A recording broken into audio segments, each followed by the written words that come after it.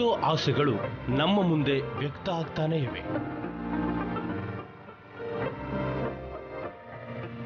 ಅವುಗಳಲ್ಲಿ ಕೆಲವನ್ನ ಈಡೇರಿಸಿದ್ವಿ.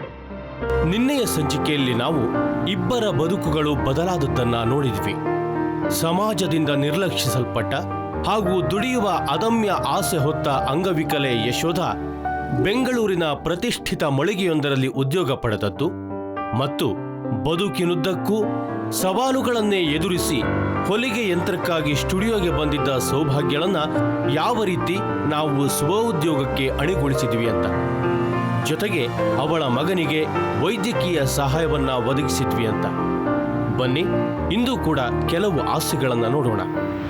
ಖುಷಿಯಿಂದ ಶಿವಣ್ಣವ್ರಿಗೆ ಒಂದು ಪುಷ್ಪಾಲಯವನ್ನು ಹಾಕ್ತೀನಿ. ಸರ್ ಜೊತೆ ಒಂದು ಡ್ಯಾನ್ಸ್ ಮಾಡಬೇಕು ಅನ್ನೋ ಆಸೆ ಇದೆ. ಶಿವಣ್ಣನವರು ನಮ್ಮ ಜೊತೆ ಸಿಕ್ಕಿದ್ರೆ ನಮ್ಮೂರು ಕರ್ಕೊಂಡು ಹೋಗ್ತೀನಿ. ಇಂದಿನ ಯುವ ಪೀಳಿಗೆಗೆ ಒಳ್ಳೆಯ ಬುದ್ಧಿವಾದವನ್ನು ಶಿವಣ್ಣವರು ಹೇಳಬೇಕು. ಇದು ಕೊಪ್ಪಳ ಜಿಲ್ಲೆಯ ಕುಷ್ಟಗಿ ತಾಲೂಕಿನ ಕಟ್ಟಕಡೆಯ ಊರು ಹನುಮಸಾಗರ. ಇದು ಪುರಾತನವಾದ ಊರು. ಇಲ್ಲಿಯ ಜನ ಕಾಯಕ ಯೋಗಿಗಳು. ಇದನ್ನೋಡಿ, ಜಗನ್ಮಾತೆ ಅಂಬಾ ಭವಾನಿ ದೇವಸ್ಥಾನ.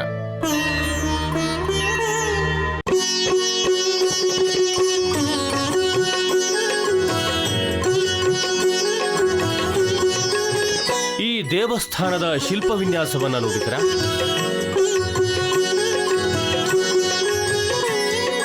ಬಹುಶಃ ಈ ಅಂಬಾಮಾತೆಯ ಕೃಪೆಯೋ ಏನೋ ಈ ಕಲೆ ಇನ್ನೂ ಇಲ್ಲಿ ಜೀವಂತವಾಗಿ ಉಳಿದಿದೆ.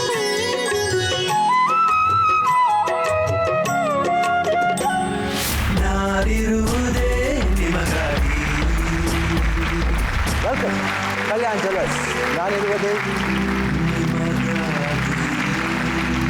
ಬಾಳಕದನದಲ್ಲಿ ಭರವಸೆಗಳು ಬೇಕು, ನಾಳೆ ನನ್ನದೆಂಬುವ ನಂಬಿಕೆಗಳು ಬೇಕು, ಜೀವರಾಶಿಯಲ್ಲಿ ಮಾನವರಿಗೆ ಆದ್ಯತೆ, ನಾವೇ ಮೂಢರಾದರೆ ಜ್ಞಾನಕ್ಕೆಲ್ಲಿ ಪೂಜ್ಯತೆ, ಇಲ್ಲಿಸಬೇಕು ಇದ್ದು ಜಯಿಸಬೇಕು, ನಾಗರಿಕರಾದ ಮೇಲೆ ಸುಗುಣರಾಗಬೇಕು. ಈ ಹಾಡಿನಲ್ಲಿ ಎಷ್ಟು ಅರ್ಥ ಇದೆ ಗೊತ್ತಾ? ಮನುಷ್ಯ ಜನ್ಮ ಆಗ್ತಿದ್ರೆ ಏನಾದ್ರು ಸಾಧಿಸ್ಬೇಕು. ಸಾಧಿಸಕ್ಕೆ ಹೋಗ್ಬೇಕಾದ್ರೆ ಸಿಕ್ಕಾಪಟ್ಟೆ ತೊಂದರೆಗಳು ಬರುತ್ತೆ. ಆ ತೊಂದರೆಗಳು ಬಂದರೂ ಅದನ್ನ ಫೇಸ್ ಮಾಡಿ ಗೆಲ್ಲೋನೇ ನಿಜವಾದ ಮನುಷ್ಯ. ಫಸ್ಟ್ ಆಫ್ ಆಲ್ ಕಾನ್ಫಿಡೆನ್ಸ್ ಇರಬೇಕು. ನಾನು ಯಾಕೆ ಇದನ್ನೆಲ್ಲ ಹೇಳ್ತಾ ಇದ್ದೀನಿ ಅಂದರೆ, ಈಗ ಬರ್ತಾ ಇರೋ ವ್ಯಕ್ತಿ ಮಾರುತಿ ಅಂತ, ಆತ ಒಬ್ಬ ಶಿಲ್ಪಿ.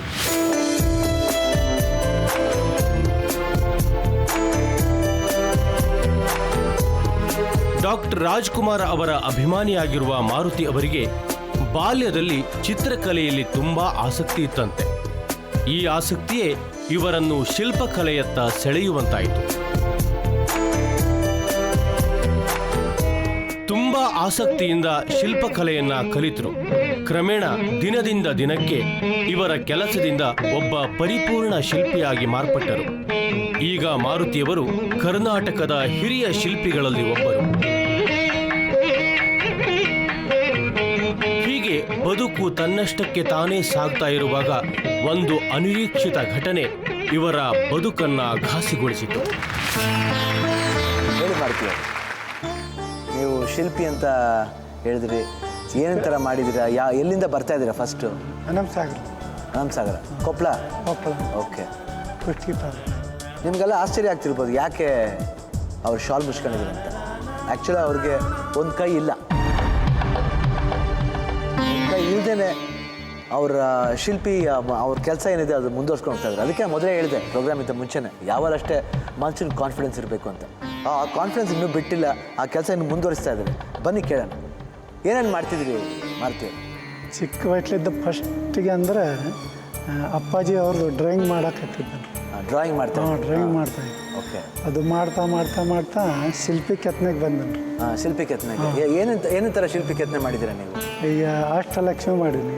ದೇವರು ಅಷ್ಟಲಕ್ಷ್ಮಿ. ಅಷ್ಟಲಕ್ಷ್ಮಿ, ದುರ್ಗಾದೇವಿ, ಹನುಮಂತಂದು, ಬಾಹುಬಲಿ, ಸಮಾಧಿ ಗದ್ದಿಗಲ್ಲು, ಹೌದು, ಗಣೇಶ.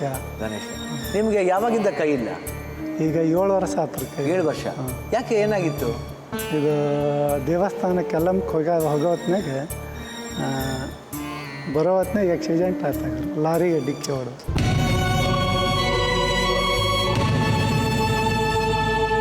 ತುಂಬ ನೋವಾಗುತ್ತೆ, ಕೇಳೋಕ್ಕೇನೋ ಒಂಥರ ಬೇಜಾರಾಗುತ್ತೆ.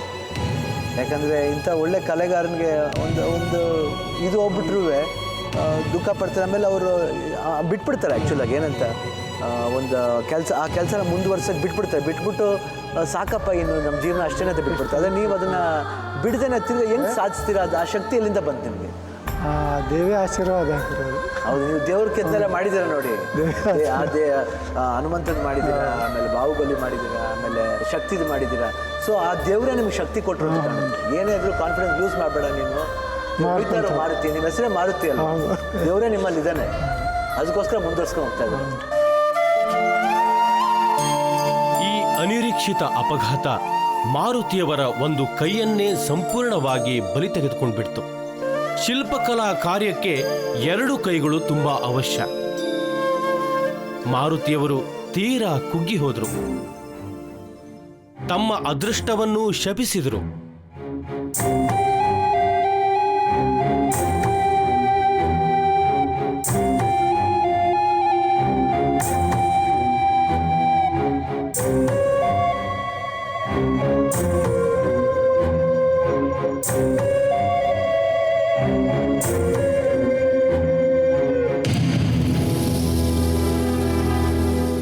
ಆದರೆ ಇವರು ಯಾವತ್ತಿಗೂ ತಮ್ಮ ಆತ್ಮವಿಶ್ವಾಸವನ್ನ ಕಳೆದುಕೊಳ್ಳೇ ಇಲ್ಲ.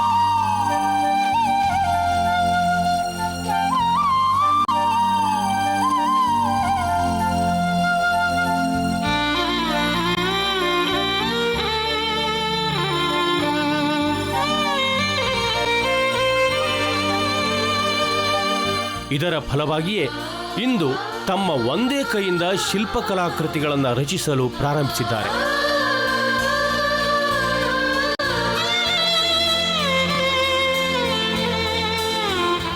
ಆಮೇಲೆ ನಿಮ್ಮ ಫ್ಯಾಮಿಲಿ ಯಾರು ಇದ್ದೀರಾ?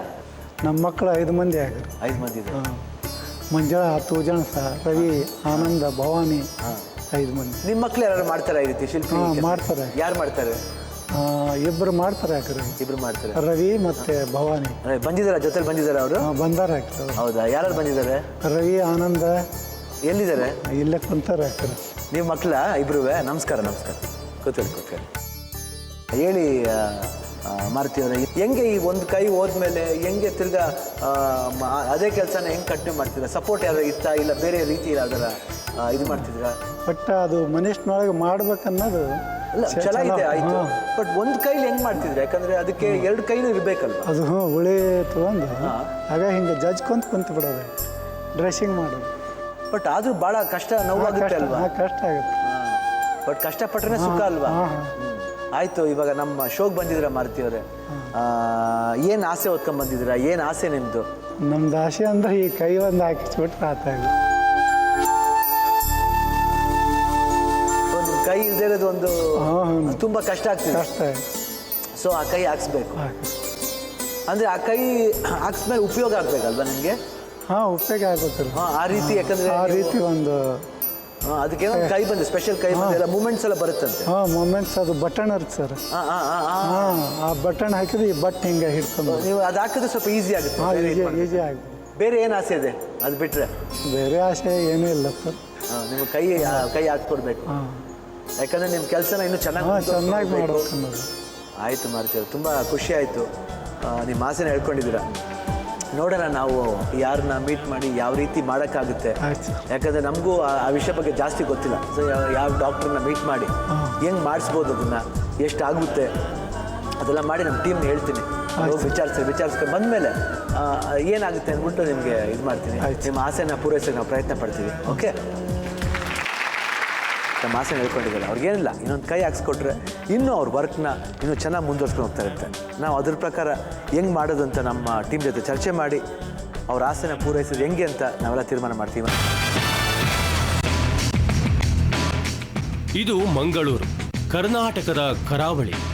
ಮಂಗಳೂರು ಕರ್ನಾಟಕಕ್ಕೆ ಅನೇಕ ಮಹಾನ್ ಪ್ರತಿಭೆಗಳನ್ನು ಕೊಡುಗೆಯಾಗಿ ಕೊಟ್ಟ ಹೆಗ್ಗಳಿಕೆಯನ್ನು ಹೊಂದಿದೆ. ಒಂದ್ಸಲ ಏನಾಯ್ತು ಅಂದರೆ ಭಕ್ತ ದೇವ್ರಿಗೆ ಪೂಜೆ ಮಾಡ್ತಾಯಿದ್ದ. ಸಡನ್ನಾಗಿ ದೇವ್ರ ಪ್ರತೀಕ್ಷೆ ಆಗ್ಬಿಟ್ರು. ದೇವ್ರು ಕೇಳಿದ್ರು, ಅಲ್ಲಪ್ಪ ಇವಾಗ ಗಂಡಸ್ರು ಗ್ರೇಟಾ ಹೆಂಗಸ್ರು ಗ್ರೇಟಾ ಅಂತ ಕೇಳಿದ್ರು. ಅದಕ್ಕೆ ಭಕ್ತ ಹೇಳ್ದ, ಇದ್ರಲ್ಲೇ ಸ್ವಾಮಿ ಡೌಟು, ಗಂಡಸ್ರೇ ಗ್ರೇಟು, ಯಾಕಂದರೆ ನಾವು ಸಂಪಾದನೆ ಮಾಡ್ತೀವಿ, ಫ್ಯಾಮಿಲಿ ನೋಡ್ಕೋತೀವಿ, ಹೆಣ್ಣಿಗೆ ಏನಾದರೂ ಡೇಂಜರ್ ಅಂತ ಬಂದರೆ ನಾವೇ ಕಾಪಾಡ್ತೀವಿ, ಅದಕ್ಕೆ ನಾವೇ ಗ್ರೇಟು. ಸರಿ ಆಯ್ತಪ್ಪ. ಎರಡನೇ ಪ್ರಶ್ನೆ, ವರ್ಲ್ಡ್ಲಿ ಎಷ್ಟು ಪಾಪ್ಯುಲೇಷನ್? ಒಂದು 600 ಕೋಟಿ. ಅವ್ರು ಹೇಳಿದ್ರು 300 ಕೋಟಿ ಗಂಡಸರು, 300 ಕೋಟಿ ಹೆಂಗಸರು. ಆಯ್ತಪ್ಪ, 300 ಕೋಟಿ ಗಂಡಸರು ಒಂದು ಕಡೆ ಇಡು, 300 ಕೋಟಿ ಹೆಂಗಸರಿದ್ದಾರೆ. ಈ 300 ಕೋಟಿ ಗಂಡಸ್ಗೆ ಯಾರು ಜನ್ಮ ಕೊಟ್ಟಿದ್ದು? ಭಕ್ತನಿಗೆ ಅದು ಹೆಣ್ಣು. ಹೆಂಗಯ್ಯ ಮತ್ತೆ ದೇವ್ರು ನಕ್ಬಿಟ್ಟ. ಮತ್ತು ಹೆಂಗೆ ಹೇಳ್ತೀಯಪ್ಪ ಗಂಡಸರು ಗ್ರೇಟ್ ಅಂತ? ಹೆಂಗಸರು ತಾನೇ ಗ್ರೇಟು. ಅದಕ್ಕೆ ತಾನೇ ತಾಯಿಯಾಗ ಭಾಗ್ಯನ ಹೆಣ್ಣಿಗೆ ಕೊಟ್ಟರು. ಎಸ್, ಇವತ್ತು ಹೆಣ್ಣು ಗಂಡಸ್ಗಿಂತ ಕಮ್ಮಿ ಇಲ್ಲ ಅಂತ ಎಲ್ಲ ಫೀಲ್ಡು ಮುನ್ನುಗ್ತಾ ಇದ್ದಾರೆ. ನಾನು ಯಾಕೆ ಇದೆಲ್ಲ ಹೇಳ್ತಿದ್ದೀನಿ ಅಂದರೆ, ಇವತ್ತು ಬರ್ತಾ ಇರೋ ಒಂದು ಹೆಣ್ಣು, ಅವರು ಮಂಗಳೂರಿಂದ ಉಳ್ಳಾಳಿಂದ ಬರ್ತಾ ಇದ್ದಾರೆ, ಗೀತಾಬಾಯಿ ಅಂತ. ಪ್ರತಿಭೆ ಮತ್ತು ಬಡತನ ಎರಡು ಒಮ್ಮೆಲೆ ಹುಟ್ಟಿರುವಂಥವು. ಇವರಲ್ಲಿ ಗೀತಾಬಾಯಿ ಕೂಡ ಒಬ್ಬರು. ಯಾಕಂದ್ರೆ ಒಂದು ಹೊತ್ತಿನ ಊಟಕ್ಕಾಗಿ ಎಂಥ ಚಿಕ್ಕ ಕೆಲಸವನ್ನಾದರೂ ಮಾಡುವ ಹಾಗೂ ಮೀನಿನ ಮಾರ್ಕೆಟ್ನಲ್ಲಿ ಪ್ಲಾಸ್ಟಿಕ್ ಚೀಲಗಳನ್ನು ಮಾರುವ ಬಡ ಹೆಣ್ಣುಮಗಳು. ಆದರೆ ಇವರ ಸಾಧನೆ ಚಿಕ್ಕದಲ್ಲ. ಬದುಕಿನಲ್ಲಿ ಬಡತನವನ್ನ ಪಡೆದುಕೊಂಡಿದ್ರೂ ಇವರ ಸಾಧನೆಯಲ್ಲಿ ಶ್ರೀಮಂತಿಕೆಗೇನೂ ಕೊರತೆ ಇಲ್ಲ. ಇವರು ಕರ್ನಾಟಕಕ್ಕೆ ಹಾಗೂ ಇಡೀ ದೇಶಕ್ಕೆ ಹೆಮ್ಮೆ ತಂದು ಕೊಟ್ಟಿದ್ದಾರೆ. ಹಾಗಾದರೆ ಯಾರು ಈ ಗೀತಾಬಾಯಿ ಮತ್ತು ಅವರೇನ್ ಸಾಧನೆ ಮಾಡಿದ್ದಾರೆ ಅಂತ ಅವರ ಮಾತಲ್ಲೇ ಕೇಳೋಣ ಬನ್ನಿ. ಅವರು ಒಂದು ಆಸೆ ಹೊತ್ಕೊಂಡು ಬರ್ತಾ ಇದ್ದಾರೆ. ಏನು ಆಸೆ ಅಂತ ಅವ್ರ ಬಾಯಲ್ಲ ಕೇಳೋಣ. So let's welcome Geetabai.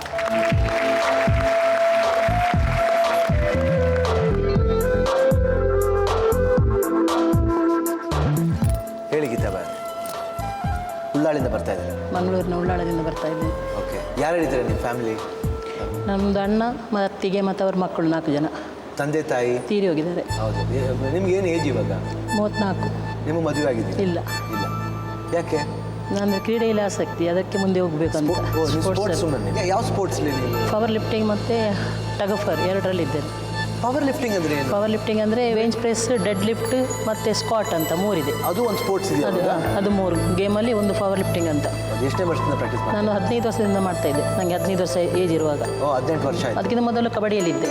Kabaddi? ಅದರಲ್ಲಿ ಚಾಂಪಿಯನ್ ಕಬಡ್ಡಿಯಲ್ಲಿ. ಆಮೇಲೆ ನಾನು ಇದಕ್ಕೆ ಬಂದೆ power lifting. Power lifting tug of war ಅಂತ ಹೇಳಿ, ಅದು ಹಗ್ಗ ಜಗಾಟ. ಗೊತ್ತು.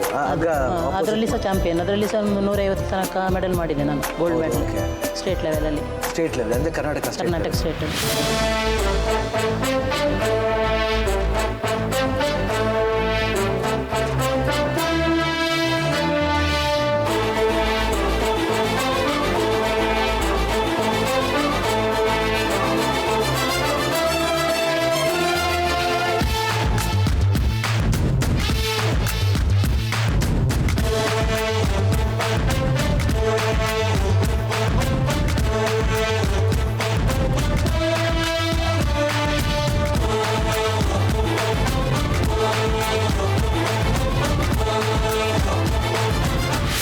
ಇದು ನ್ಯಾಷನಲ್ ಲೆವೆಲ್ ಹೋಗಿದ್ದೀರಾ? ಅದು ಟಗಫರ್ ಇಲ್ಲ, ಆದರೆ ನಮ್ಮದು ಪವರ್ ಲಿಫ್ಟಿಂಗ್ ಇಂಟರ್ನ್ಯಾಷನಲ್ ಮಾಡಿದ್ದೇನೆ. ಆಮೇಲೆ ನನಗೆ ತುಂಬ ಸರ್ತಿ ನಾನು ಒಂದು 16 ಬಾರಿ ಆಯ್ಕೆ ಆದೆ. ಆದರೆ ನನಗೆ ಅಮೌಂಟು ಆಗಲಿಲ್ಲ, ಯಾರು ಸ್ಪಾನ್ಸರ್ಡ್ ಎಲ್ಲ ಸಿಕ್ಕಿಲ್ಲ. ಅದಕ್ಕೆ ಅದು 14 ಸರಿ ನಾನು ಹೋಗಲಿಲ್ಲ ಇಂಟರ್ನ್ಯಾಷನಲ್.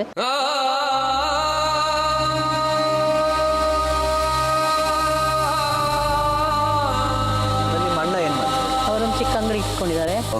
ನಿಮ್ಮ ಅತ್ತಿಗೆ? ಅವರು ಮನೆಯಲ್ಲಿದ್ದಾರೆ. ಮಕ್ಕಳು? ಅವ್ರಿಗೆ ಎಷ್ಟು ಮಕ್ಕಳು? ಒಬ್ಬ 10 ವರ್ಷದವನು, 8 ವರ್ಷ, ಚಿಕ್ಕ ಚಿಕ್ಕ ಮಕ್ಕಳು. ನಿಮ್ಮ ಅಣ್ಣ ನಿಮ್ಮ ಚೆನ್ನಾಗಿ ನೋಡ್ಕೊಳ್ತಾರೆ. ನೀವೇನು ಮಾಡ್ತಿದ್ದೀರಾ? ನಾವು ಮಂಗಳೂರಿನ ಪೀಸ್ ಮಾರ್ಕೆಟಲ್ಲಿ, ಸೆಂಟ್ರಲ್ ಮಾರ್ಕೆಟ್ ಹತ್ರ ಚಿಕ್ಕ ಪ್ಲಾಸ್ಟಿಕ್ ಪೊಲಿಥಿನ್ ಬ್ಯಾಗ್ ಇಟ್ಕೊಂಡು ಮಾರಾಟ ಮಾಡ್ತಾ ಇದ್ದೇನೆ. ಅದು ಯಾಕೆ ಕಂಟಿನ್ಯೂ ಮಾಡಿಲ್ಲ? ನಾನು ಮಾಡ್ತಾ ಇದ್ದೀನಿ, ಇವಾಗಲೂ ಮಾಡ್ತೇನೆ. ಮೊನ್ನೆ ಕೂಡ ಬ್ಯಾಂಗ್ಳೂರಿನಲ್ಲಿ ಫಸ್ಟ್ ಪ್ರೈಸ್ ನನಗೆ ಸ್ಟೇಟಲ್ಲಿ ಎಲ್ಲ ಮಾಡ್ತಾ ಇದ್ದೀನಿ. ಟ್ಯಾಲೆಂಟ್ ಇದೆ. ಮತ್ತು ನಮಗೆ ಒಂದು ಸಂಕಟ ಆಗ್ತದೆ. ನೀವು ಫಿಶ್ ಮಾರ್ಕೆಟ್ಲಿ ಪಾಲಿಥಿನ್, ಓಕೆ, ಕೆಲಸ ಯಾವುದೇ ಇದ್ರೂ ಕೆಲಸನೇ ಬಿಡಿ, ಅದೇನು ಹಾನೆಸ್ಟಾಗಿ ಕೆಲಸ ಮಾಡಬೇಕು. ಒಂದು ದಿನಕ್ಕೆ 10 ರೂಪಾಯಿ ಬರುತ್ತೆ. ಹಾನೆಸ್ಟಾಗಿ ಬಂದಾಗ ಅದು ದುಡ್ಡು ಗ್ರೇಟೇ, ಲಕ್ಷಕ್ಕಿಂತ ಗ್ರೇಟ್. ಅದನ್ನ ಒಪ್ಕೋತಿಲ್ಲ ಅಂತ. ಬಟ್ ಅದು ನೀವು ಒಂದು ಒಳ್ಳೆ ಸ್ಪೋರ್ಟ್ಸ್ ಮ್ಯಾನ್ ಆಗಿ ಇಷ್ಟೆಲ್ಲ ಒಂದು ಟ್ಯಾಲೆಂಟ್ ಇಟ್ಕೊಂಡು ಯಾಕೆ ನೀವು? ಅದೇ ಗೊತ್ತಿಲ್ಲ, ಅದೇ ಸಮಸ್ಯೆ ಆಗಿದೆ ನನಗೆ.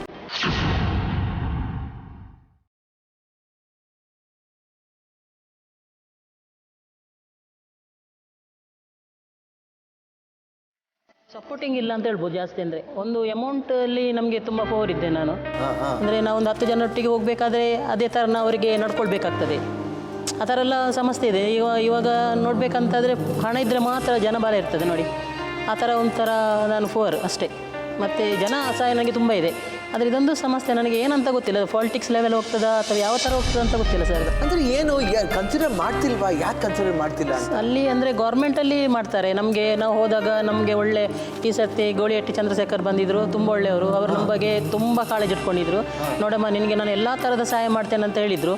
ಮತ್ತು ಅವ್ರು ನನಗೆ ಹೇಳಿದ್ದಾರೆ ನಿನಗೆ ಒಂದು ಜಾಬು ಅದು ಇದು ಎಲ್ಲ ಥರದ ನಿನಗೆ ನಾನು ಸಹಾಯ ಮಾಡ್ತೇನೆ ಅಂತ ಹೇಳಿದರು. ಆದರೆ ಈಗ ಅವರು ಇಳಿದು ಬಿಟ್ಟರು ಕೆಳಗೆ. ಅವರ ಕೈಲಿ ಅಧಿಕಾರ ಇಲ್ಲ. ಈ ಥರ ಒಳ್ಳೆಯವರು ಯಾರಾದರೂ ಬಂದ ಕೂಡಲೇ ನಮಗೆ ಆ ಥರ ಒಂಥರ ಉಲ್ಟಾಗುತ್ತೆ. ಅದು ಏನಂತ ಗೊತ್ತಿಲ್ಲ. ನಮ್ಮ ಸ್ಟಾರ ಅಥವಾ ನಾವು ಹುಟ್ಟಿದ ಗಳಿಗೆ ಸರಿ ಇಲ್ವೋ ಇಲ್ಲ, ಇದೆ ಮನೆ ಅದು ಏನಂತ ಆಗುತ್ತೆ, ಹೇಳಲಿಕ್ಕೆ ಬರಲ್ಲ. ತುಂಬ ನೋವಾಗುತ್ತೆ ಮನೇಲಿ ಈ ಥರ ಎಲ್ಲ ಕೇಳೋಕ್ಕಂದ್ರೆ. ಒಂದು ನನಗೆ ಸ್ಪೋರ್ಟ್ಸ್ ಅಂದರೆ ಭಾಳ ಇಷ್ಟ. ಯಾಕಂದರೆ ನಾವು ಯಾವಾಗಲೂ ಹೇಳ್ತಾ ಇರ್ತೀನಿ ಸ್ಪೋರ್ಟ್ಸ್ ಬಗ್ಗೆ. ಅಂದರೆ ನಾವು ಎಲ್ಲ ಸ್ಪೋರ್ಟ್ಸು ನೋಡ್ತೀವಿ. ಅದು ಎಸ್ಪೆಷಲಿ ಇಂಡಿಯಾ ಗೆಲ್ತು ಅಂದರೆ ನಮಗೆ ಭಾಳ ಖುಷಿ. ನೀವು ಒಬ್ಬ ಭಾರತೀಯರಾಗಿ ಈ ರೀತಿ ಒಂದು ಒಳ್ಳೆ ಒಂದು ಟ್ಯಾಲೆಂಟ್ ಇಟ್ಕೊಂಡು ಏನು ಸಾಧಿಸೋಕ್ಕಾಗ್ತಿಲ್ವಲ್ಲ, ಯಾಕೆ ಈ ರೀತಿ ಒಂದು ಇದಾಗ್ತಿದೆ? ನನಗೂ ನೋವಾಗ್ತಿದೆ.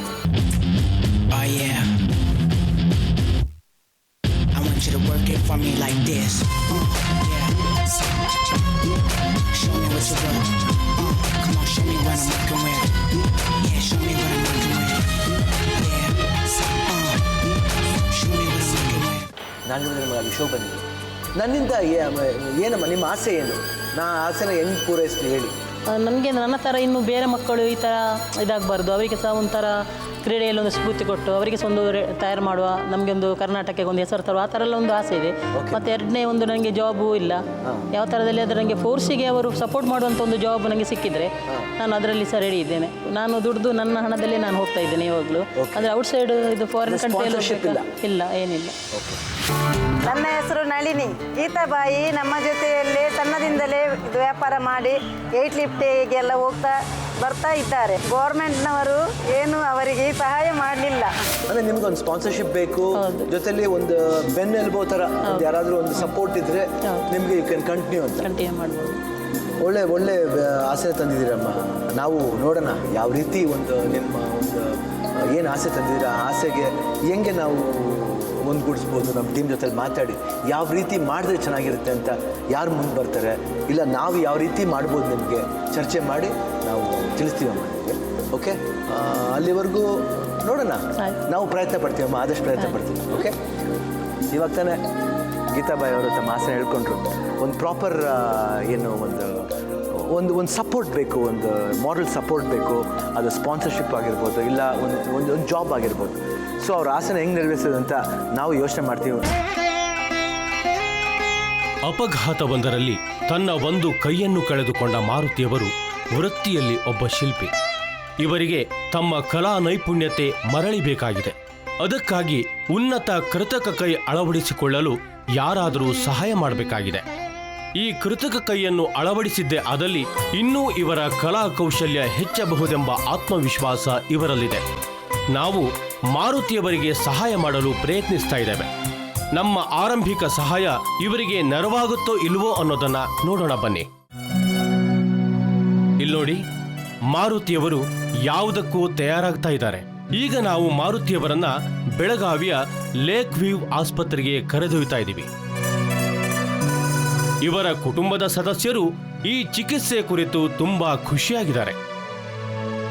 ಈಗ ಮಾರುತಿಯವರು ಚಿಕಿತ್ಸೆಗಾಗಿ ಆಸ್ಪತ್ರೆಗೆ ಹೋಗ್ತಾ ಇದ್ದಾರೆ.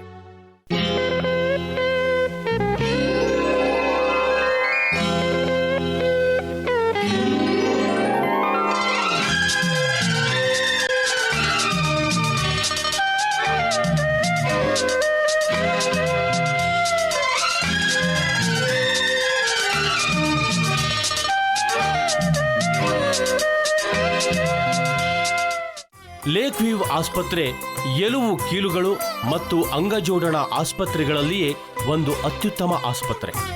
ಇದರ ಮುಖ್ಯ ಸರ್ಜನ್ರಾದ ಡಾಕ್ಟರ್ ಅನಿಲ್ ಪಾಟೀಲ್ರ ಹತ್ತಿರ ಮಾರುತಿಯವರ ಸಮಸ್ಯೆಯನ್ನ ತರಬೇಕಾಗಿದೆ.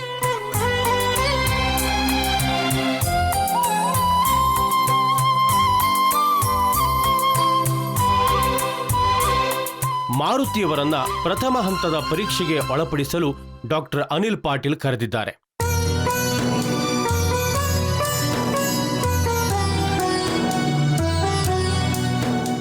ತನ್ನ ಬದುಕಿನ ಒಂದು ಆಶ್ಚರ್ಯಕರ ಸನ್ನಿವೇಶಕ್ಕಾಗಿ ಮಾರುತಿ ತಯಾರಾಗ್ತಾ ಇದ್ದಾರೆ.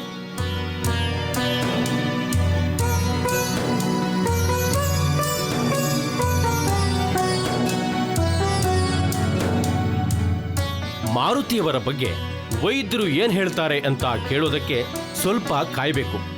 ಅದಕ್ಕಿಂತ ಮೊದಲು ಬದುಕಿನ ಗುಣಮಟ್ಟ ವಿಭಾಗವನ್ನು ನೋಡೋಣ.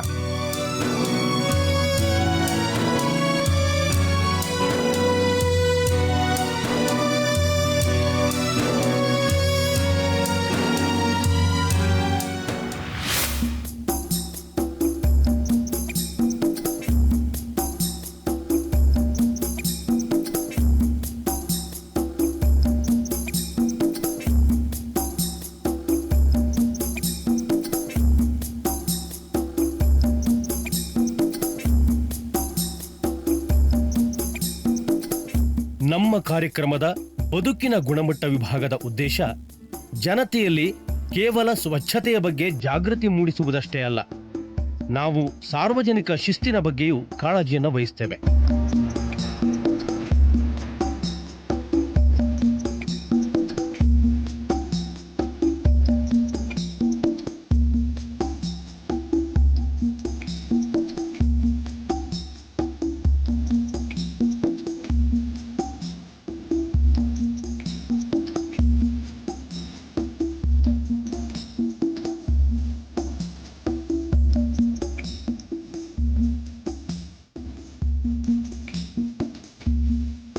ಇದು ಮೆಜೆಸ್ಟಿಕ್ ಬಸ್ ನಿಲ್ದಾಣ.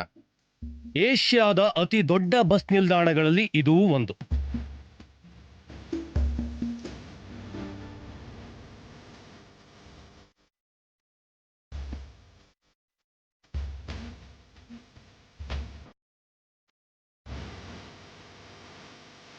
ಎಲ್ಲ ಉನ್ನತ ಸೌಲಭ್ಯಗಳನ್ನು ಹೊಂದಿರುವ ಹಾಗೂ ನಿತ್ಯ ಲಕ್ಷಾಂತರ ಜನ ಉಪಯೋಗಿಸುತ್ತಿರುವ ಈ ಬಸ್ ನಿಲ್ದಾಣದಲ್ಲಿ ಶಿಸ್ತನ್ನ ಪಾಲಿಸಲಾಗ್ತಾ ಇದೆಯೇ?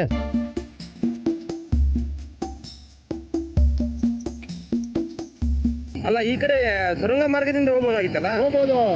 ಎಲ್ಲ ಬಸ್ ಇಲ್ಲ ನಿಲ್ಸ್ಬಿಟ್ರೆ ನಾವು ಹೆಂಗೆ ಹೋಗೋದು ಹೇಳಿ ಸರ್? ಬಸ್ಗಳು ಆ ಕಡೆ ನಿಂದಿರ್ತಾವಲ್ಲ, ಇಲ್ಲೆಲ್ಲಿ ನಿಂದಿರ್ತವೆ? ಬಸ್ಸುಗಳು ಹಂಗಲ್ಲ, ಅಲ್ಲಿ ಇಳಿದೋಗ್ಬೇಕು ಗಾಶಿ ಅಂತ ಹೇಳಿ. ಅದೇ ಗಾಸಿ ಆಗ್ತದೆ, ಅಲ್ಲಿ ಇಳಿದೋಗ್ಬೇಕು ಅಷ್ಟೇ, ಇನ್ನೇನಿಲ್ಲ. ಇಲ್ಲೇ ನಿಲ್ಸ್ಬಿಟ್ಟು ಗಾಡಿ ಎಲ್ಲ ಹೋಗ್ತದೆ, ಸುರಂಗ ಮಾತ್ರ ಹೋಗ್ಬೇಕು ನಾವು. ಅದಕ್ಕೋಸ್ಕರ ದಯವಿಟ್ಟು ನಮಗೆ ಅನುಕೂಲ ಮಾಡಿಕೊಟ್ರೆ ನೀವು ಒಳ್ಳೇದು ನಮಗೆ. ಪಬ್ಲಿಕ್ ನಮಗಲ್ಲ, ನಮಗೋಸ್ಕರ ಅಲ್ಲ, ಪಬ್ಲಿಕ್ಗೆ ಅನುಕೂಲ ಮಾಡಿಕೊಡಿ. ನೋಡಿ ಹೆಣ್ಮಕ್ಳು ಹೋಗ್ತಾರೆ, ಎಲ್ಲ ನಾವು ಇಷ್ಟೇ ನಾವು ಕೇಳ್ಕೊಳ್ಳೋದು.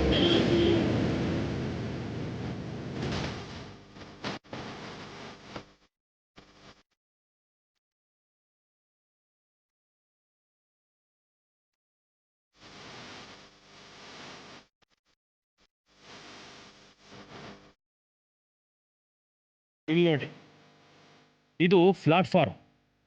ಯಾವುದೇ ಶಿಸ್ತಿಲ್ಲ. ಟಾಯ್ಲೆಟ್ ಇದೆ, ಆದರೆ ಶುಚಿಯಾಗಿಯೇ ಇಲ್ಲ. ಇಲ್ಲಿ ಅಂಡರ್ ಪಾಸ್ ಹಾಗೂ ಓವರ್ ಪಾಸ್ಗಳಿದ್ರೂ ಯಾವುವೂ ಸರಿಯಾಗಿ ಬಳಕೆ ಆಗ್ತಾ ಇಲ್ಲ. ಹಾಗಿದ್ರೆ ಇದಕ್ಕೆ ಪರಿಹಾರ ಏನು?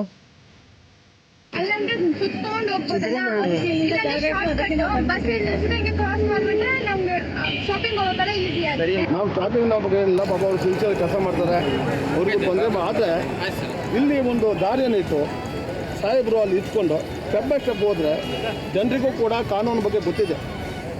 ಅಲ್ಲಿ ನೋಡಿ, ಕೆಲವರು ಹತ್ಕೊಂಡು ನನ್ನ ಎದುರಿಗೆ 3-4 ಜನ ಬಿದ್ದಿದ್ದಾರೆ. ವಯಸ್ಸಾದವ್ರಿಗೆ ಹತ್ತುಗಳಿಗಾಗದ ಸರ್. ಸಲುವಾಗಿ ನೀವು ನೋಡಿ, ಲೆಫ್ಟ್ ಟು ಯು, ಏನು ತೊಂದರೆ ಏನಿಲ್ಲ. ರೂಲ್ಸ್ ಮಾಡಿರೋದು ಜನರ ಒಳ್ಳೆಯದಕ್ಕಾಗಿ, ರೂಲ್ಸ್ ಮತ್ತು ಮಾಡೋದು ಸಾರ್ವಜನಿಕ ಒಳ್ಳೆಯದಕ್ಕಾಗಿ. ಸಲುವಾಗಿ ನಾನು ಏನು ರಿಕ್ವೆಸ್ಟ್ ಮಾಡಿದ್ದೇನೆ, ಪಾಪ ಅವರು ಮಾಡ್ತಾರೆ, ಅವ್ರ ಬಗ್ಗೆ ನಮಗೇನು ಹೇಳಿಲ್ಲ. ಇಲ್ಲಿ ನಿಂತಿರೋದು ನಿಂತ್ಕೊಂಡು ಸ್ಟೆಪ್ ಬೈ ಸ್ಟೆಪ್ ಹೋಗಲಿ. ಅವರು ಕೂಡ ಟ್ರಾಫಿಕ್ಗೆ ಅನುಕೂಲ ಮಾಡ್ತಾರೆ, ಯಾರು ಕಾನೂನನ್ನ ಕೈಯಲ್ಲಿ ತಗೊಳ್ಳ.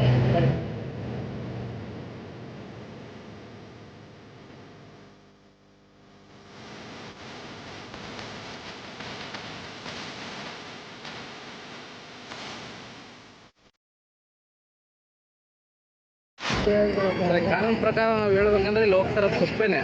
ರೂಲ್ಸ್ ಅನಿವಾರ್ಯ ಇದ್ದಾಗ ಏನು ಮಾಡೋಕ್ಕಾಗೋದಿಲ್ಲ ಸರ್, ಹೋಗ್ಲೇಬೇಕಾಗುತ್ತೆ. ಹೀಗಾಗಿ ಬಸ್ ಕಮ್ಯುನಿಟಿಗೆ ಟ್ರಾವೆಲ್ಸ್ ಹತ್ತಾರ ನೋಡಿ ಇಲ್ಲೇ ಹೋಗ್ಬೇಕಾಗುತ್ತೆ. ಹಂಗಿಲ್ಲಾಂದ್ರೆ ಹಂಗೆ ಬಂದರೆ ಸ್ವಲ್ಪ ಲಗೇಜ್ ಇಟ್ಕೊಂಡು ಓಡಾಡೋದು ದೂರ ಆಗುತ್ತೆ ಅಂತೇಳಿ ಈ ದಾರಿಯನ್ನು ಬಳಸಬೇಕಾಗುತ್ತೆ. Actually ಹೋಗ್ತಾರಂತೂ wrong. ಪೊಲೀಸರನ್ನ ಕರೆಸಲಾಯಿತು. ನೋಡಿ ಹೇಗೆ ಕ್ರಮ ಕೈಗೊಳ್ತಾರೆ. ಇಲ್ಲಿ ನೋಡಿ, ಈ ಪೊಲೀಸ್ ಏನೋ ಹೇಳ್ತಾ ಇದ್ದಾರೆ. ನಾವು ಹೇಳೋದೇನೆ ಸರ್, ಅಲ್ಲಿ ಹೋಗ್ಬಾರ್ದು, ಸುಬ್ಬೆ ಒಳಗೆ ಹೋಗಿ ಅಂತಂದ್ರು ಅವ್ರು ಹೋಗಲ್ಲ. ಅಲ್ಲಿ ಕಟ್ಟಾಗ್ತಾನೆ ಇರ್ತಾರೆ, ನಾನು ಕಟ್ತಾನೆ ಇರ್ತೀನಿ ನೋಡಿ, ಬೆಳ್ಳು ಹೊಡ್ಕೊಂಡೆ 50 ಸಾರಿ ಕಟ್ಟಬೇಕು, 50 ಸಾರಿ ತೆಗೆದು ಹೋಗ್ತಾರೆ ಅವರು. ಪೊಲೀಸರನ್ನ ಕರೆಸಿದ ನಂತರ ಈಗ ನೋಡಿ, ಜನ ತಾವು ಒಳ್ಳೆಯ ನಾಗರಿಕರೇ ಎಂಬಂತೆ ನಟಿಸ್ತಾ ಇದ್ದಾರೆ. ಆದರೆ ನಾವು ನಿಜವಾದ ಭಾರತೀಯರು, ನಾವು ಇದರೊಂದಿಗೆ ಮುನ್ನಡೆಯಲೇಬೇಕು. ನಮ್ಮ ಕಾರ್ಯಕ್ರಮದ ಮೂಲಕ ಈಗ ಕೃತಕ ಕೈ ಜೋಡಣೆಗಾಗಿ ಆಸ್ಪತ್ರೆಯಲ್ಲಿದ್ದಾರೆ. ಬನ್ನಿ, ಇಲ್ಲಿ ಏನಾಗುತ್ತೆ ಅಂತ ನೋಡೋಣ.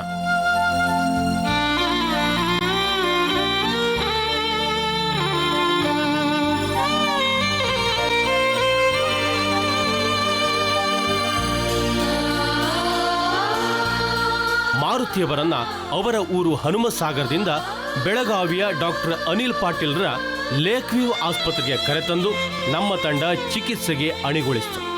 ಅದೇ ರೀತಿ ಡಾಕ್ಟರ್ ಅನಿಲ್ ಪಾಟೀಲ್ ಕೂಡ ತುಂಬಾ ಕಾಳಜಿಯಿಂದ ಮಾರುತಿಯವರನ್ನ ಪರೀಕ್ಷಿಸಿ ಕೃತಕ ಕೈ ಜೋಡಣೆ ಕುರಿತಾದ ಎಲ್ಲ ತಯಾರಿಯನ್ನ ಮಾಡಿಕೊಳ್ತಾ ಇದ್ದಾರೆ.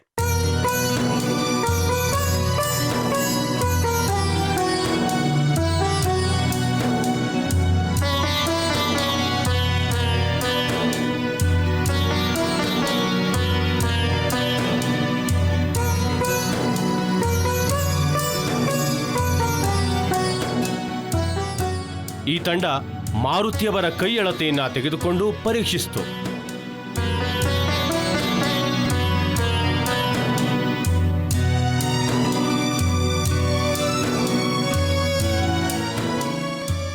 ಕೃತಕ ಕೈ ಜೋಡಣೆಯ ಕುರಿತು ಯೋಚನೆ ಮಾಡ್ತಾ ಇದೆ.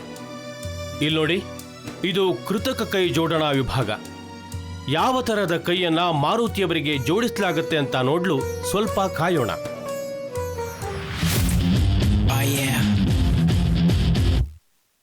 I want you to work it for me like this. Yeah, show me what you work. Come on, show me what I'm working with. Yeah, show me what I'm working with. Yeah, show me what I'm working with. ನೋಡಿದ್ರಲ್ಲ, ಗೀತಾಬಾಯಿ ಅವರು ಒಂದು beautiful ಆಸನ ಹೇಳ್ಕೊಂಡಿದ್ದಾರೆ. ಆಕೆ ಒಂದು ಒಳ್ಳೆ sports women. ಯಾಕಂದರೆ ಅಂಥವ್ರಿಗೆ ನಾವು ಏನಾದರೂ ಒಂದು ಹೆಲ್ಪ್ ಮಾಡಬೇಕು. ಹೆಂಗಪ್ಪ ಮಾಡಬೇಕು ಅಂತ ಯೋಚನೆ ಮಾಡಿದಾಗ ನಮ್ಮ ಟೀಮ್ನವರು ಯಾರೋ ಒಬ್ಬರು ಒಂದು ವ್ಯಕ್ತಿ ಇದ್ದಾರೆ, ಅವರು ಒಂದು ಸಪೋರ್ಟಿಗೆ ಬರ್ತಾ ಇದ್ದಾರೆ ಅಂತ ನಮ್ಗೆ ನ್ಯೂಸ್ ಬಂತು. ಅವ್ರ ನಂಬರು ಸಿಕ್ತು. ಅವ್ರ ಹೆಸರು ಇನ್ನೇನಿಲ್ಲ, ಮಿಸ್ಟರ್ ರಾಕೇಶ್ ಮಲ್ಲಿ ಅಂತ. ಅವರು ಪ್ರೆಸಿಡೆಂಟ್ ಆಫ್ INTUC. INTUC ಅಂದರೆ ಇಂಡಿಯನ್ ನ್ಯಾಷನಲ್ ಟ್ರೇಡ್ ಯೂನಿಯನ್ ಕಾಂಗ್ರೆಸ್ಗೆ ಪ್ರೆಸಿಡೆಂಟ್ ಮಂಗಳೂರಿಗೆ, ವೈಸ್ ಪ್ರೆಸಿಡೆಂಟು ಕರ್ನಾಟಕದಲ್ಲಿ ವೈಸ್ ಪ್ರೆಸಿಡೆಂಟು, ಸೇಮ್ INTUCಗೆ. ಅವ್ರು ಬಂದ್ಬಿಟ್ಟು they have come forward to help her. In what way ಅಂತ ಫೋನ್ ಮಾಡೋಕ್ಕೆ ಹೇಳಿ ನೋಡಿ. ಹಲೋ, ರಾಕೇಶ್ ಮಲ್ಲಿ ಅವರಾ? ಸರ್, ನಾನು ಶಿವರಾಜ್ ಕುಮಾರ್ ಮಾತಾಡ್ತೀರಾ ಸರ್? ಹಲೋ, ನಮಸ್ಕಾರ. ನಾನಿರೋದೇ ನಿಮಗಾಗಿ ಕಾರ್ಯಕ್ರಮದಿಂದ ಮಾತಾಡ್ತಿದ್ದೀನಿ ಸರ್. ಚೆನ್ನಾಗಿದ್ದೀರಾ? ಸಾರಿ, ನಾವು ನಿಮ್ಮನ್ನ ಮೀಟ್ ಮಾಡಿಲ್ಲ ಸ್ಟ್ರೈಟಾಗಿ, ಆದರೂ ಫೋನಲ್ಲಿ ಮೀಟ್ ಮಾಡ್ತಾ ಇದ್ದೀವಿ. ಏನಿಲ್ಲ ಸರ್, ನಿಮ್ಗೆ ಗೊತ್ತಲ್ಲ ಈ ಪ್ರೋಗ್ರಾಮ್ ಬಗ್ಗೆ, ನೀವು ಕೇಳಿದ್ದೀರಲ್ಲ, ನಾನಿರೋದು ನಿಮಗಾಗಿ. ಅದೇ ಇಲ್ಲಿ ನಮಗೆ ಒಬ್ಬರು ಇವ್ರು ಬಂದಿದ್ದಾರೆ ಸರ್, ನಿಮ್ಮ ಮಂಗಳೂರು ಕಡೆಯಿಂದ, ಉಳ್ಳಾಳೆಯಿಂದ ಬಂದಿದ್ದಾರೆ ಸರ್. ಅವ್ರ ಹೆಸರು ಗೀತಾಬಾಯಿ ಅಂತ. ನಮ್ಮ ತಂಡ ಇಂಡಿಯನ್ ಟ್ರೇಡ್ ಯೂನಿಯನ್ ಕಾಂಗ್ರೆಸ್ನ ರಾಜ್ಯ ಉಪಾಧ್ಯಕ್ಷರಾಗಿರುವ ಮತ್ತು ಮಂಗಳೂರು ಜಿಲ್ಲಾ ಅಧ್ಯಕ್ಷರಾಗಿರುವ ರಾಕೇಶ್ ಮಲ್ಲಿ ಅವರನ್ನ ಸಂಪರ್ಕಿಸಿತು. ಶಿವಣ್ಣ ವೈಯಕ್ತಿಕವಾಗಿ ಪ್ರಾಯೋಜಕತ್ವದ ಬಗ್ಗೆ ಅವರೊಂದಿಗೆ ಮಾತನಾಡಿದರು. ಅವರು she is a very good power lifter. ಸ್ಪೋರ್ಟ್ಸ್ಲಿ ಭಾಳ ಆಸಕ್ತಿ ಇರೋರು. ಎಸ್ಪೆಷಲಿ ಕಬಡ್ಡಿಲಿ ಇದಾಗಿದ್ದಾರೆ, ಟಗ್ ಆಫ್ ವಾರ್ಲಿ ಕೂಡ ಪಾರ್ಟಿಸಿಪೇಟ್ ಮಾಡಿದ್ದಾರೆ. ಆಮೇಲೆ she has won lot of state ಲೆವೆಲ್ಲಿ ಲಾಟ್ ಆಫ್ ಮೆಡಲ್ಸ್ ತಗೊಂಡಿದ್ದಾರೆ ಸರ್. ಅದೇ ಅವ್ರಿಗೆ ಒಂದು ಸಪೋರ್ಟ್ ಬೇಕು. It might be in a sponsorship way. ಎಲ್ಲಾದರೂ ಒಂದು ಕಡೆ ಒಂದು ಮಾರಲ್ ಸಪೋರ್ಟ್ ಇದ್ದರೆ she will have that capacity to win properly. ಆಮೇಲೆ ಯಾಕಂದರೆ ಆಕೆ ಫ್ಯಾಮಿಲಿ ತುಂಬ ಬಡತನದಲ್ಲಿದೆ. ಇನ್ spite of participating the sports, she works in a fish market. Polythene bags ಮಾರ್ಕೊಂಡು ಅಲ್ಲೂ ಕೆಲಸ ಮಾಡ್ತಾಯಿದ್ದಾರೆ ಪಾಪ. ಅವರು ಪ್ರಾಪರ್ ಸ್ಪಾನ್ಸರ್ಶಿಪ್ ಇಲ್ಲ. ಅದಕ್ಕೆ ನೀವು ಏನು ಥರ ಸ್ಪಾನ್ಸರ್ಶಿಪ್ ಕೊಡ್ತೀರ ಅಂತ ಹೇಳಿದ್ರೆ ನಾವು ಅವ್ರನ್ನ ಕಳಿಸ್ತೀವಿ ಅಲ್ಲಿ. I think you can properly guide her and give a moral support. ಯಾಕಂದರೆ ಈ ಕಾರ್ಯಕ್ರಮದ ಉದ್ದೇಶನೇ ಅದು. Anybody comes with a wish 100% ಮಾಡಿಸ್ತೀರಾ ಸರ್? Sir thank you sir. Rakesh Malli ಅವರೇ, ನೀವು ಖಂಡಿತ ಬೆಂಗಳೂರು ಬರಬೇಕು. ಬಂದಾಗ ನಾನು ನಿಮ್ಮನ್ನು ಕಾಣ್ತೀನಿ. ಇಲ್ಲ ನಾನು ಮಂಗಳೂರು ಬಂದು ನಿಮ್ಮನ್ನ ಮೀಟ್ ಮಾಡ್ತೀನಿ ಸರ್, ಖಂಡಿತ. ಓಕೆ, ಅವ್ರು ಬರ್ತಾರೆ ಸರ್, ಗೀತಾಬಾಯಿ ಅನ್ನೋರು ಬರ್ತಾರೆ, ನಮ್ಮ ಟೀಮ್ ಜೊತೆಲಿ ಬರ್ತಾರೆ sir. Okay, thanks a lot Rakesh Malli ಅವರೇ. Thank you yeah. ಓಕೆ, ಆಯಿತು. ಇಲ್ಲೇ ಗೀತಾಬಾಯಿ ಬಂದುಬಿಟ್ಟಿದ್ದಾರೆ, ಬನ್ನಿ ಕೂತ್ಕೊಳ್ಳಿ. ರಾಕೇಶ್ ಮಲ್ಲಿ ಅವ್ರ ಹತ್ರ ಮಾತಾಡಿದೆ. ಅವರು ನಿಮ್ಗೆ ಗೊತ್ತಿರಬೇಕು, INTUC ಅಂತ ನ್ಯಾಷನಲ್ ಟ್ರೇಡ್ ಯೂನಿಯನ್ ಕಾಂಗ್ರೆಸ್ಗೆ ಪ್ರೆಸಿಡೆಂಟ್ ಆಗಿದ್ದಾರೆ. ಕರ್ನಾಟಕದಲ್ಲಿ ವೈಸ್ ಪ್ರೆಸಿಡೆಂಟ್ ಆಗಿದ್ದಾರೆ. ಅವರು ಫೋನ್ ಮಾಡಿದ್ದೆ. ಅವರು ನಿಮಗೆ ಯಾವ ರೀತಿ ನೆರವಾಗಿರ್ಬೇಕಂದ್ರೂ, ಯಾವ ರೀತಿ ಸಪೋರ್ಟ್ ಬೇಕಾದರೂ ಮಾಡೋಕ್ಕೆ ರೆಡಿಯಾಗಿದ್ದಾರೆ. ನಮ್ಮ ಟೀಮ್ ನಾನಿರೋದು ನಿಮಗೆ ಅಲ್ಲಿ ಟೀಮಿಂದ ಬರ್ತಾರೆ.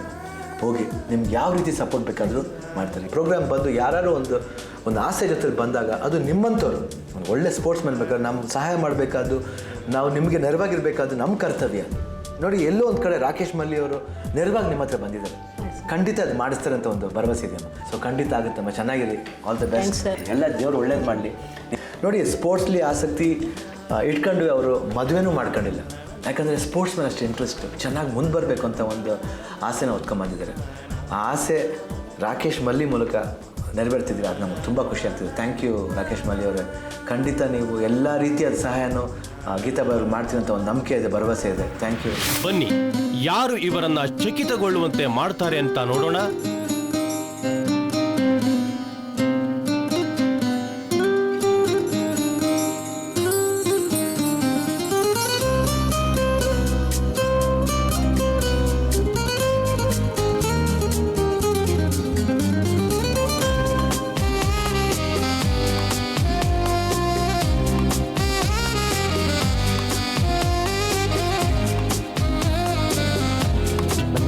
ಏನಾಗಬೇಕು, ಒಂದು ಜಾಬ್ ಬೇಕು ನನಗೆ.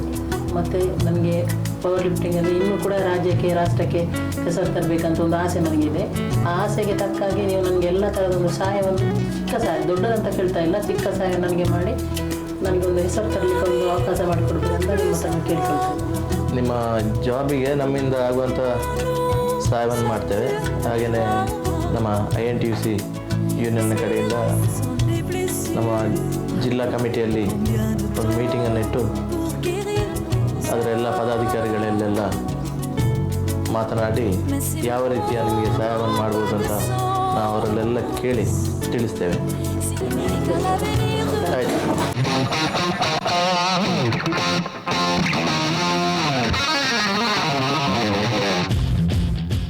ಶಿವರಾಜ್ ಕುಮಾರ್ ಅವರು ಗೀತಾಬಾಯಿ ಅವರನ್ನು ನಮ್ಮ ಹತ್ರ ಕಳಿಸಿದರು.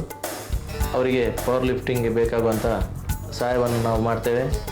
ಹಾಗೆಯೇ ನನ್ನಿಂದ ಹಾಗೂ ನಮ್ಮ INTUCಯಿಂದ ಅವರಿಗೆ ನಮ್ಮಿಂದ ಆಗುವಂಥ ಸಹಾಯವನ್ನು ಮಾಡ್ತೇವೆ ಅಂತ ನಾನು ಭರವಸೆಯನ್ನು ಕೊಟ್ಟಿದ್ದೇನೆ. ಅವರು ನಮ್ಮ ರಾಜ್ಯಕ್ಕೆ ಹಾಗೆಯೇ ದೇಶಕ್ಕೆ ಒಳ್ಳೆಯ ಹೆಸರನ್ನು ತರಲಿ ಅಂತ ನಾನು ಹಾರೈಸ್ತಾ ಇದ್ದೇನೆ. ಹಾಗೆಯೇ ಇಂಥ ಒಳ್ಳೆಯ ಕಾರ್ಯಕ್ರಮವನ್ನು ಮಾಡಿರುವಂಥ ಶಿವರಾಜ್ ಕುಮಾರ್ ಅವರಿಗೂ ನನ್ನ ಧನ್ಯವಾದಗಳು.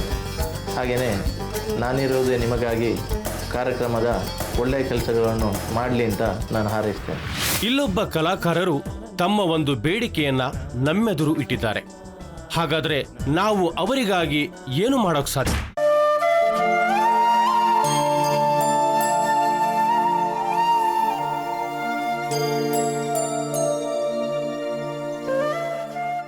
ನನಗೆ ಫಸ್ಟ್ ಟೈಮ್ ಅಪ್ರೋಚ್ ಮಾಡಿದಾಗ ಈ ಥರ ಒಂದು ಪೇಷಂಟ್ ಇದೆ, ಇವ್ರಿಗೆ ಎಲ್ಲಿನೂ ಟ್ರೀಟ್ಮೆಂಟು ಅಂದರೆ ಕೈ ಹೋಗಿದೆ, ಕೈ ಕೂಡಿಸ್ಲಿಕ್ಕೆ ಎಲ್ಲಿನೂ ಸಾಧ್ಯ ಇಲ್ಲ ಅಂತ ಹೇಳಿದ್ದಾರೆ.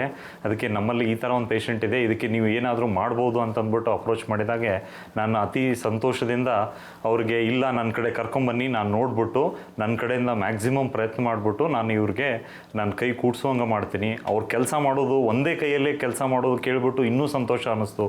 ಅವ್ರಿಗೆ ನಾನು ಹೇಗಾದರೂ ಮಾಡಿ ಇನ್ನೊಂದು ಕೈ ಕೂಡಿಸ್ಬಿಟ್ಟು ಅವ್ರಿಗೆ ತಾವು ಮಾಡೋ ಕೆಲಸವನ್ನು ಇನ್ನೂ ಮುಂದುವರಿಲಿ, ಇನ್ನೂ 4 ಮಂದಿಗೆ ಕಲಿಸ್ಲಿ, ಅವ್ರ ಫ್ಯಾಮ್ಲಿಗೆ ಹೆಲ್ಪ್ ಆಗಲಿ.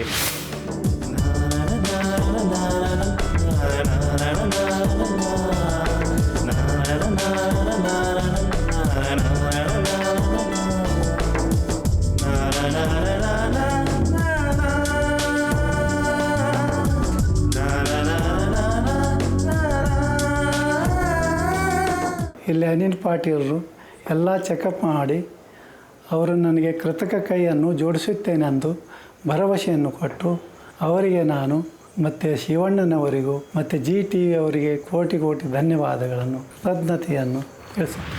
I want you to work it for me like this. Yeah. Show me what you work. Come on, show me what I'm working with. Yeah, show me what I'm working with. Yeah. Show me what I'm working with. Shivraj ಕುಮಾರ್ನವ್ರದ್ದು ನಾನಿರುವುದೇ ನಿಮಗಾಗಿ ಪ್ರೋಗ್ರಾಮಿಗೆ ನಾನು ಬಂದಿರುತ್ತೇನೆ. ಹಾಗೆ ನನಗೆ ಇವತ್ತು ತುಂಬ ಖುಷಿಯಾಗಿದೆ. ಹಾಗೆ ಶಿವರಾಜ್ ಕುಮಾರ್ನವರು ನಮಗೆ ರಾಕೇಶ್ ಮಲ್ಲಿಯವರ ಪರಿಚಯ ಮಾಡಿಕೊಟ್ರು. ಹಾಗೆ ರಾಕೇಶ್ ಮಲ್ಲಿಯವರು ನನಗೆ ಎಲ್ಲ ಥರದ ಸಹಾಯವನ್ನು ಮಾಡ್ತೇನೆ ಅಂತ ಹೇಳಿದ್ದಾರೆ. ಹಾಗೆ ಅವರಿಗೆ ನಾನು ಅಭಿನಂದನೆ ಸಲ್ಲಿಸ್ತೇನೆ. ಹಾಗೆ ನಾನಿರುವುದೇ ನಿಮಗಾಗಿ ಶಿವರಾಜ್ ಕುಮಾರ್ ಅವರೆಲ್ಲ ಜಿ ಕನ್ನಡದ ಇವರಿಗೆಲ್ಲರಿಗೂ ಕೂಡ ನಾನು ಧನ್ಯವಾದಗಳು ಅರ್ಪಿಸ್ತಾ ಇದ್ದೇನೆ. ಸ್ಪೋರ್ಟ್ಸ್ ಕಾರ್ ಗ್ಯಾರೇಜ್ ವತಿಯಿಂದ ಅಜಯ್ ಮತ್ತು ಕುಶಾಲ್ ಅವರು ಬಂದಿದ್ದಾರೆ. ಅವರು ಯಶೋಧ ಅವ್ರಿಗೆ ಹಾಗೂ ಲಕ್ಷ್ಮೀಬಾಯಿ ಅವ್ರಿಗೆ 10,000 ರೂಪಾಯಿ ಕೊಡ್ತಾರೆ. Thank you sir, thank you, thanks lot. Ajay thank you, Kushal thank you. ಯಾರು ಅಷ್ಟು ಈಸಿಯಾಗಿ ದಾನ ಮಾಡಲ್ಲ, ಅಷ್ಟು ಈಸಿಯಾಗಿ ದಾನ ಮಾಡಿದ್ದಾರೆ. Thank you lot. ಈ ಚಿಕ್ಕ ಆಸೆ ವಿಭಾಗದಲ್ಲಿ ಪ್ರತಿ ಸಲ ನಾವು ಅನಿರೀಕ್ಷಿತ ಸಮಯದಲ್ಲಿ ಅನಿರೀಕ್ಷಿತ ಜನರನ್ನ ಚಕಿತಗೊಳಿಸ್ತಾ ಬಂದಿದ್ದೇವೆ.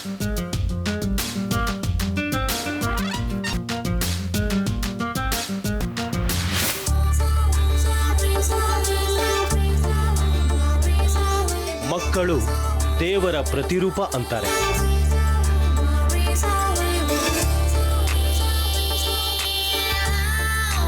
ಒಂದು ವೇಳೆ ನಾವೇನಾದರೂ ಈ ಮಕ್ಕಳ ಆಸೆಗಳನ್ನು ಈಡೇರಿಸಿದರೆ ಅದು ದೇವರ ಆಸೆಯನ್ನ ಈಡೇರಿಸಿದಂತೇನೆ. ಸುರೇಶ್ 14 ವರ್ಷದ ಬಾಲಕ, ಲಾಲ್ಬಾಗ್ ಬಳಿ ಇರುವ ಸಿದ್ದಾಪುರ ಏರಿಯಾದಲ್ಲಿ ವಾಸ ಮಾಡ್ತಾನೆ. ಸರ್ಕಾರಿ ಶಾಲೆಯಲ್ಲಿ ಓದ್ತಾ ಇದ್ದಾನೆ. ಈತ ತುಂಬಾ ಚೂಟಿ, ಏನಾದ್ರೂ ಆಟ ಆಡೋದಕ್ಕೆ ತುಂಬಾ ಇಷ್ಟ.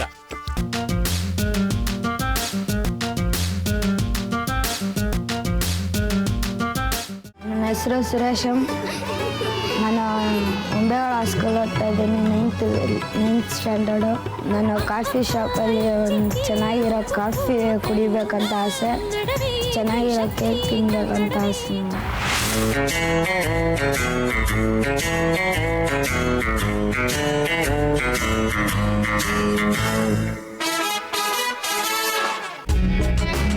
ನಮ್ಮ ನಾನಿರುವುದೇ ನಿಮಗಾಗಿ ತಂಡ ಸುರೇಶ್ನ ಆಸೆಯನ್ನ ಈಡೇರಿಸಲು ನಿರ್ಧರಿಸಿತು. ಇದನ್ನ ಆತನಿಗೆ ಹೇಳಿದಾಗ ಆತ ತುಂಬಾನೇ ಖುಷಿಯಾದ.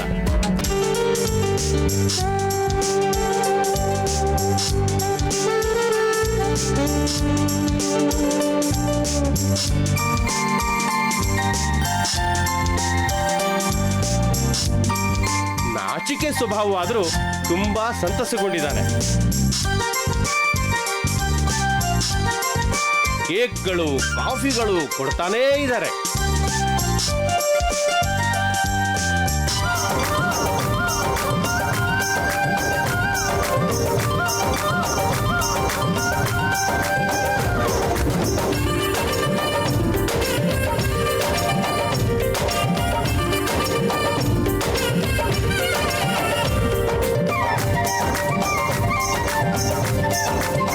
ಸುರೇಶ ಈಗ ತನ್ನ ಆಸೆ ಈಡೇರಿದ್ದಕ್ಕೆ ತುಂಬಾ ಖುಷಿಯಾಗಿದ್ದಾನೆ. ಇದು ಆತನಿಗೆ ಒಂದು ಹೊಸ ಅನುಭವ.